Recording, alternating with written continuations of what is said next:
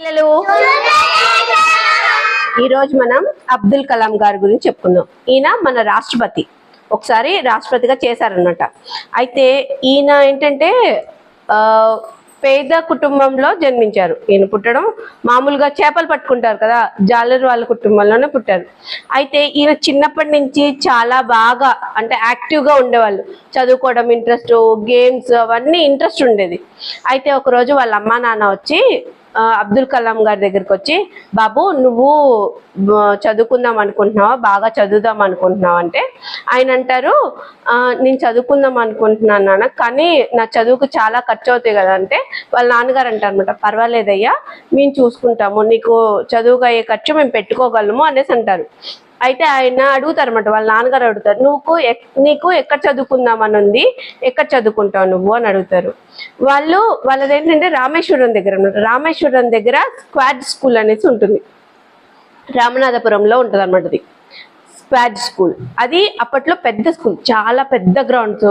ఇప్పుడు అంటే మనకి పెద్ద పెద్ద స్కూల్స్ ఉంటాయి, కానీ ఆయన రెండో ప్రపంచ యుద్ధం తర్వాత అనమాట. అప్పట్లో అంతంత పెద్ద స్కూల్స్ చాలా తక్కువగా ఉండేవి.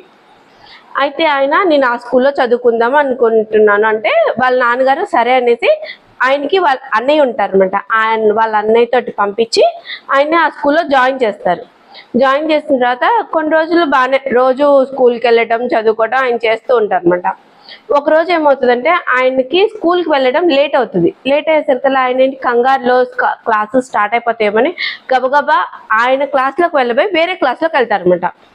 అక్కడ మ్యాథ్స్ టీచర్ ఉంటారు. ఆయన అంటారు, ఆయన చూస్తారనమాట, నువ్వు ఏ క్లాస్కి వచ్చావో అని అడుగుతారు. నా క్లాస్కే వచ్చానండి అంటారు. ఈయన చూసుకోరనమాట, ఏ క్లాస్కి వెళ్ళాను ఏంటి అనేది చూసుకోరు. అయితే ఆయన అలా అనేసరికలే అప్పుడు వాళ్ళ మ్యాథ్స్ సార్ అంటారు, నువ్వు ఎందుకు వస్తున్నావు చదువుకోవడానికి స్కూల్కి, ఏ క్లాస్కి వెళ్ళాలి, నువ్వు ఏ క్లాస్ చదువుతున్నావు కూడా తెలియనప్పుడు ఎందుకు నువ్వు చదువుకోవడం దండగా, మీ అమ్మ నాన్న ఇంత ఖర్చు పెట్టి నేను చదివేయటం కూడా దండగా, వెళ్ళిపో నీ ఊరికి అనేసి తిడతారనమాట. ఆయన కొడతారు కూడా. అయితే ఆ రోజు ఆయన చాలా బాధపడతారు, ఇలా అన్నారు కదా అనేసి.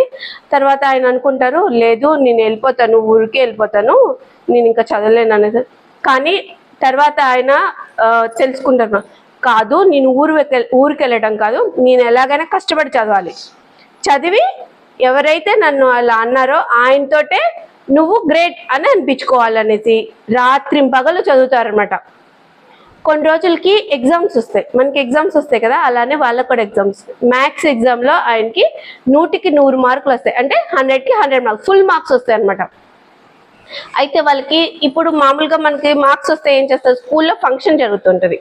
స్కూల్లో ఫంక్షన్ జరుగుతుంటే వాళ్ళ సార్, మ్యాథ్స్ సార్ ఎవరైతే తిట్టారో ఆ సార్ అనమాట అబ్దుల్ కలాం గారి వైపు చూపించి, ఇతనికి 100కి 100 మార్కులు వచ్చాయి, 100కి 100 మార్కులు వచ్చాయి, ఈయన ఫ్యూచర్లో అంటే భవిష్యత్తులో మన స్కూల్కి మన దేశానికి మంచి పేరు తెచ్చేవాడు అవుతారు అనేసి ఆయన గర్వంగా చెప్తారనమాట.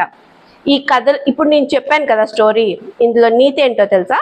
ఇప్పుడు మనం ఎవరైనా మనల్ని ఏమన్నా అన్నారనుకో, నువ్వు సాధించలేవు, నువ్వు చెయ్యలేవు అన్నారనుకో, మీరు ఎప్పుడు కుంగిపోకూడదు అనమాట.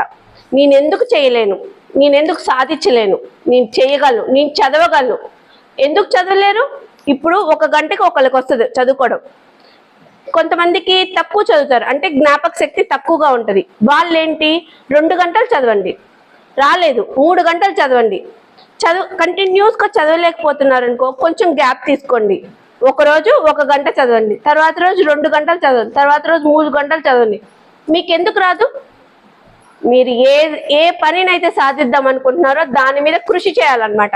యూ హ్యావ్ టు బాగా ఫోకస్ పెట్టాలి, దాని మీద దృష్టి పెట్టి చేస్తే ఏదైనా సరే, ఏ పనినైనా మనం సాధించగలం.